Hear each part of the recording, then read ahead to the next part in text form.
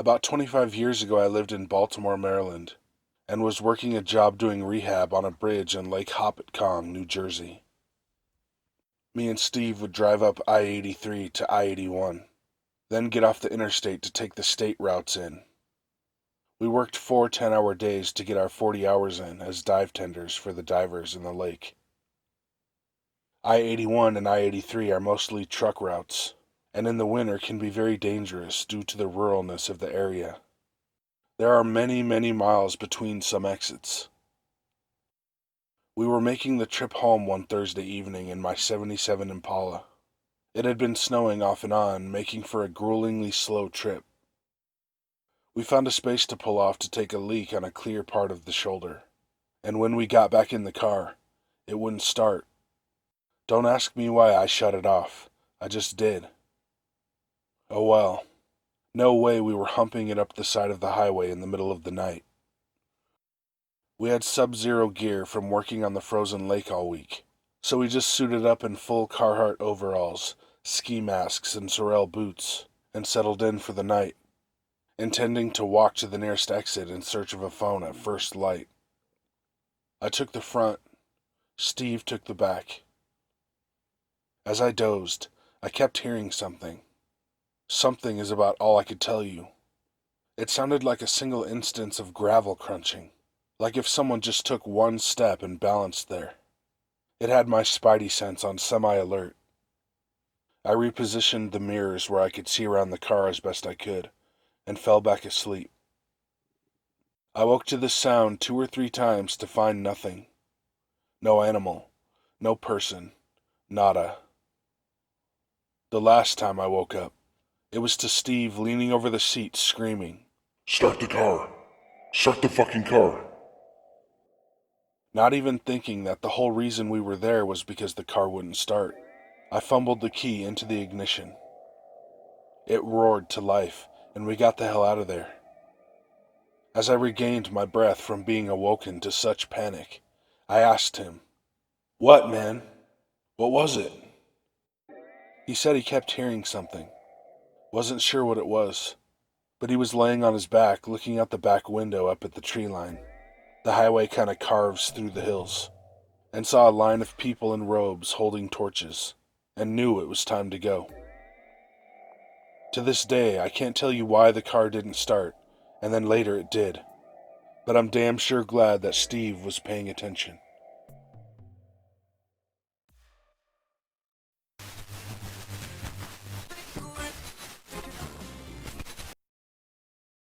While returning to New Mexico from a visit to my friend's family in Iowa, we were caught in a snowstorm on the Texas Panhandle.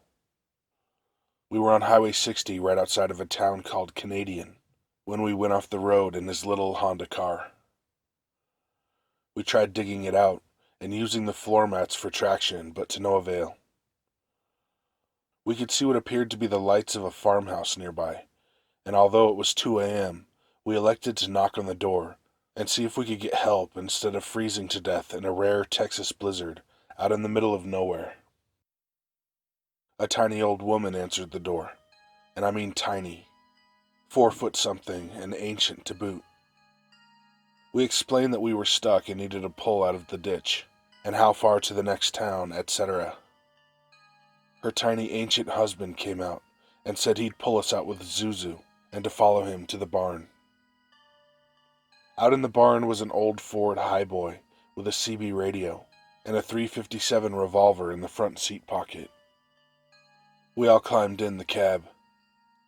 He rubbed the dash and said, "Come on, Zuzu," and proceeded to take us to where we had gone off the road, and yanked the little car out with no problem. We made it to Canadian, and stayed in the nastiest roach motel I had ever been in. I slept on top of the covers with all my clothes on. The next day, we drove back to New Mexico with no other incidents. Since I was on Highway 60 pretty regularly, I figured I'd stop in during the day and drop off a gift and say thanks next time I was in that area. The problem is that right outside of Canadian, Texas, on Highway 60 near that curve, there is no house, no little old people, no barn, no Zuzu either. I've driven by there a dozen times since we went off the road that night in December, and I've pulled up the area on Google Maps, and there is just no trace of them. My buddy and I just concluded that guardian angels got us unstuck from the snow and vanished.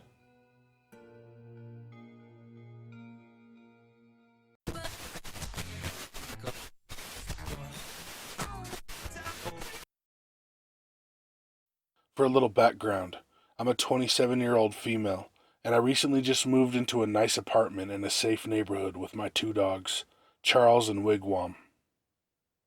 Charles is a Corgi German Shepherd mix, and is the most loving but overly obnoxious dog, while Wigwam is a Lhasa Apso, who is quiet, sweet, and most definitely scared shitless of his own shadow. I've only been in my new place for about a month, and after this experience, I highly doubt I'm going to make it here for the rest of my year-long lease. The way these apartments are set up is that each floor has its own set of doors that lead to 4 apartments, and a fire escape door that only opens from the inside. I'm on the back side of the building, which places my patio about 10-ish feet from the fire escape stairs. I take my dogs out 3 times a day, midnight being the latest I will go out by myself. And every time I leave my apartment, I put the bar lock on my patio door and lock my front door without fail. About a week ago, we had a snowstorm and I had cracked my patio door. Because, well, I love cold weather and I'm a fucking adult.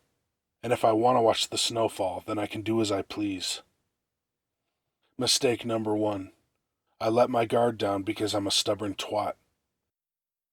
It was around 11 p.m., and I decided that since it was getting late, I should take the dogs out for the night. And since they both hate snow, this would be a quick trip. I go to lock the patio door and decide against it because I'm on the damn 5th floor, and I'm only going to be outside for a few minutes. I get the dogs ready, grab my keys, and lock my door as I leave the apartment. I get down to the designated pet area with my beloved snow-hating dogs and let them do their thing, and then back to the apartment we go. And we get back in safely, or so I thought. This is where I thought I was losing my mind, but in actuality, shit was about to get real. As soon as we walk into the apartment, my dogs run over to the patio door, and I notice the door is shut and the bar is locked. Mistake number 2. I immediately think that's strange, but didn't connect the dots. I go into the kitchen to get dog treats, and both dogs start going batshit crazy.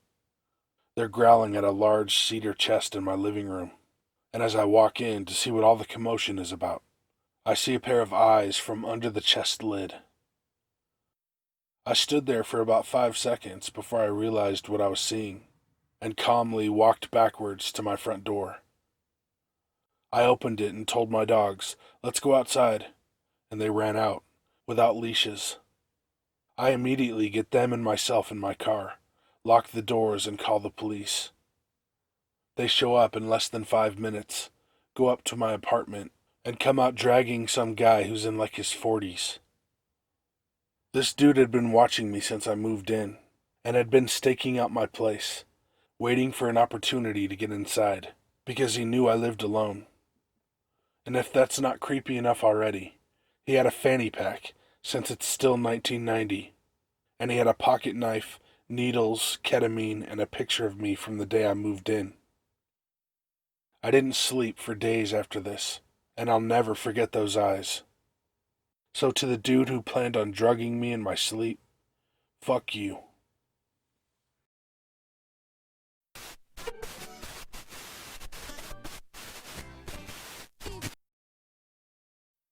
This happened in the early 90s, and I will never forget it. My cousin and I, about 10 years old, were at our grandparents' house in Colorado during winter break. I was always happy that he was around during family functions, because we were best friends growing up. Let's call him Joey. Anyway, it had snowed a lot, and we were out messing around all day. Snowmen, snowball fights, peeing our names, etc. It was starting to get dark and we'd kinda split up a little. The snow was still falling, and I was trying to hollow out a little cave or something, when I get hit in the back, hard. And this wasn't a snowball, it was an ice ball, or a damn rock. It hurt, and I got pissed off and turned around to hurt him back. I don't see him, but I see tracks going across the street into the forest, so I take off after him. I can faintly hear him giggling, which makes me even madder. I'm yelling out about how I'm going to tell Grandpa what he did, running through the trees.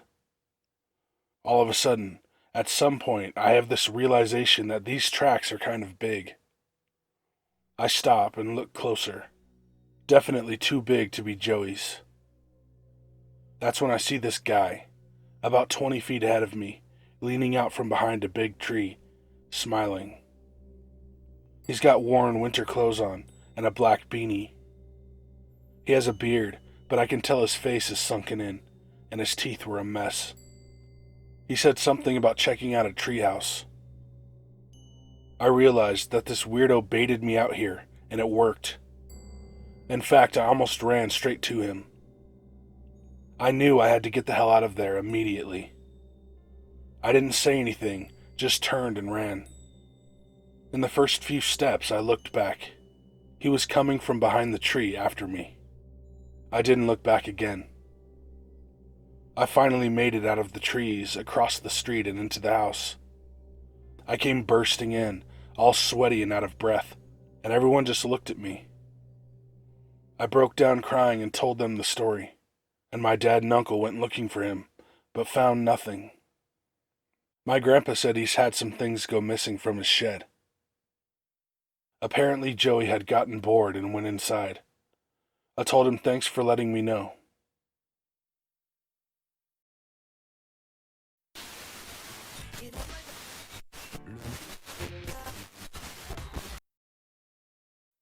This is something my grandma told me. It was summer in the late 70s.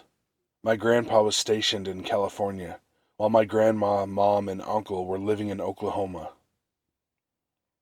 My grandma and her dad took a trip with the kids to visit my grandpa in California. They made it there safely and had a really good time. The morning they left, my great-grandpa called my great-grandma back in Oklahoma to let her know they were about to hit the road. It was about a 3-day drive, taking the scenic route and stopping to sleep at rest stops. It was a normal trip, my mom and her younger brother playing in the back seat. They had made it to New Mexico and were only about 8 hours away from home when they were suddenly hit by a freak blizzard. They could barely see where they were going, so they were driving slow and looking for somewhere safe to pull over and wait out the storm. They saw a bunch of lights on the road coming toward them, and assuming it was emergency vehicles, they pulled over to the side to let them pass. The next thing they know, an officer's tapping on their window, waking them all up and asking them to move along. They were confused, but figured they had just fallen asleep where they were, instead of trying to continue to drive through the blizzard. Except when they started looking around, there was no snow, no sign whatsoever of the storm. They stopped at a gas station, and my grandma said something to the attendant about the storm. He didn't say anything. He just looked at her like she was crazy. They got back on the road and were home that evening. When they got home, my great-grandma was in a panic, asking them what the hell happened to them. Apparently, it had been 10 days since my great-grandpa called to say they were heading home. They all have an entire week missing, and they have no idea what happened to them or where they were during that week.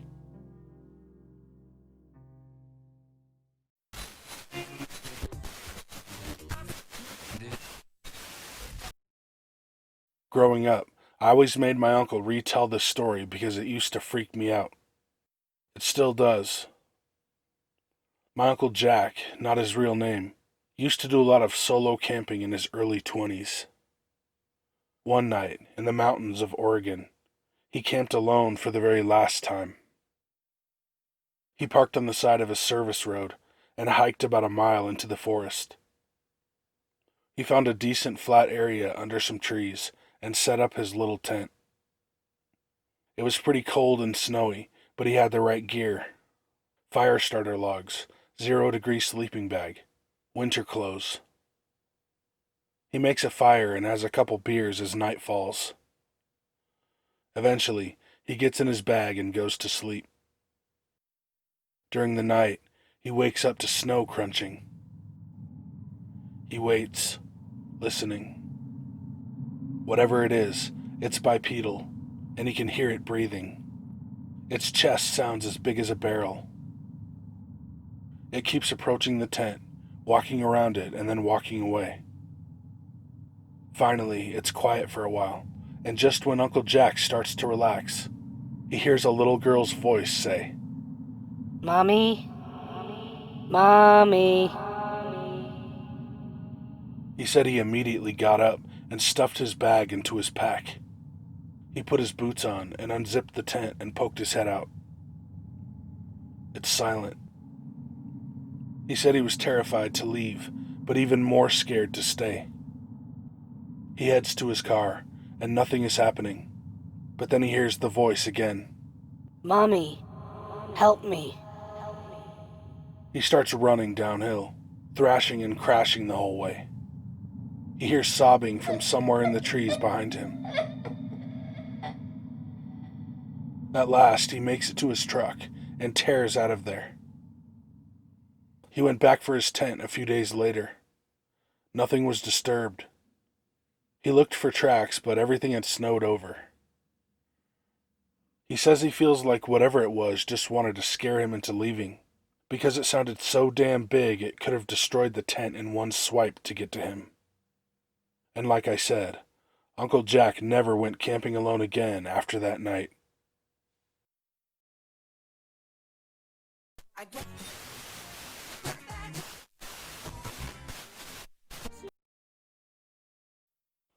I love pizza, and I used to order a lot of it. Well, my local pizza place got a new driver who way overstepped the boundaries of what is acceptable. He tried to force his way into my home to share dinner with me, and just general creepy behavior. I stopped ordering and just forgot about it. I have a security system, so I figured all is well, and I never check it really. Well, about 2 months after this incident, I hear scratching at the side of my home. I figure it's animals. I live outside the city, so there are animals usually looking for a place to nest, and there was a nice big fresh coating of snow. So I do what I usually do. I let my dog out. He's a huge 120-pound King Shepherd Maremma mix, and he just bolts out the door. Again, not unlike him when there's an animal outside. But about 20 seconds later, I hear screaming and swearing. I yell for my dog to come back, and he does. He's a good boy, and then I call the police. Well, they do a search of the outside of the house, and what they find is blood. Lots of blood, and pry marks at a window at the side of my house. We go through the footage, and sure enough, there's a person who's trying to force the window open. The dog charges him and tears up his ass and legs pretty bad until I call him back. He gets up and limps off my property. There's a camera on the driveway as well, and I get his plate number. The cops go to the nearest hospital. There was a lot of blood, and the person would need medical attention. Well, the guy said, "Oh, I was trying to surprise my girlfriend and I fell." I'm a widow. I never plan on dating again for life. But they come back to my house, tell me this, and show me a picture. And sure enough, it was the pizza guy. And they found rope, duct tape, a camera, and a knife in his car.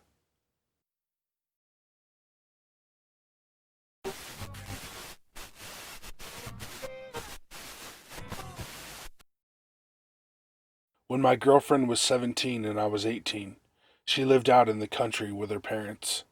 And when it snowed badly, would have to park about a quarter-mile away in her grandfather's driveway, as her two-wheel drive Pontiac couldn't make it over the hill on her own driveway. One night in early February, After a particularly nasty snowstorm, she was driving home and noticed an odd light in the sky. She thought nothing of it and kept on driving, eventually arriving at her grandfather's. This is when shit got weird. I look at my phone and see I've missed about 7 consecutive calls from her. I call her back, and she answered immediately in a state of panic. She was talking about how she saw a light in the sky, and even though she was now parked and her keys were out of the ignition, her dashlights, headlights, and radio were going totally haywire. I could hear the radio blaring white noise over the phone. I of course told her it was nothing to be worried about, probably just a battery issue, when she got really quiet. She said she saw a figure at the end of the driveway. I again wrote it off, asking her if she was sure. That's when she screamed. The figure had moved in seemingly a blink of an eye from the end of the 60-foot driveway to about 30 feet away. She screamed again and said it was now slowly moving toward the car. It got about 10 feet away from the driver door, and there was a flash of light, and it vanished.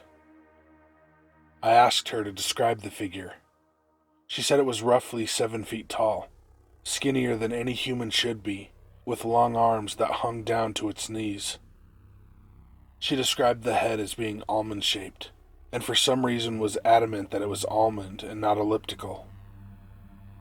She got out of her car and made a break for her house, running through snow and ice while on the phone with me. She eventually made it to her house and ran to her room. She said when she was running there was a massive flash of light behind her, and there was a searing pain in her calf. Very freaked out, she went to bed. The next day, I messaged her in the morning and said something along the lines of, "LOL, so did you make it through the night without being abducted?"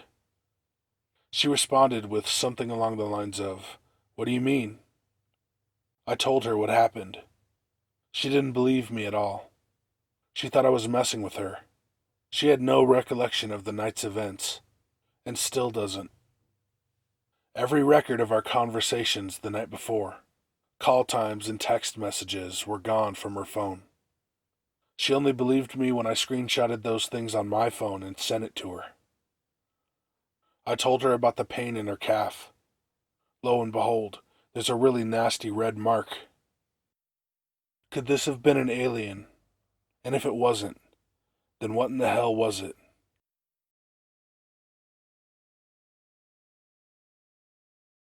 Hey guys and ladies, thanks for watching. Links to all my shit are down in the description. Be good to animals, even people. See ya. Já, snemma, bergsbis, hreish.